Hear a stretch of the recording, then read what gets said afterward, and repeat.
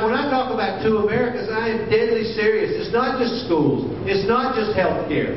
Race plays an enormous role in the economic conditions of Americans. It does. We can pretend it's not true, but decade after decade of slavery, followed by decade after decade of segregation, followed by decade after decade of discrimination, has an impact.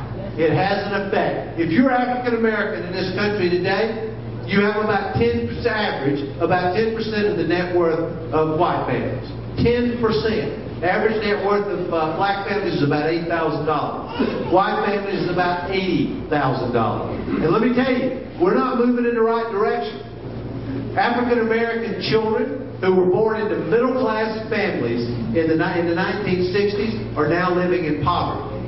I mean, this goes on. The healthcare disparity. I mean, if you are an African American in this country today, you are much more likely to have heart disease, much more likely to have liver disease, much more likely to have high blood pressure, and you're much more, and diabetes. That's exactly right. Speaking up here at the front, that's right.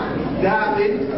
I'm telling you, you are more likely to have serious health care problems, and you are less likely to have health care coverage. You are more likely to live in poverty. You are more likely to be the victim of predatory and payday lenders.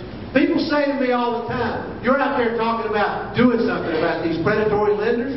You know, why do people borrow money from somebody who's charging them 400 or 500% interest? I'll tell you why. When it's 2 days from payday and your children have to eat, you will do anything to make sure you take care of your family. That's why we got to have a national law cracking down on these predators.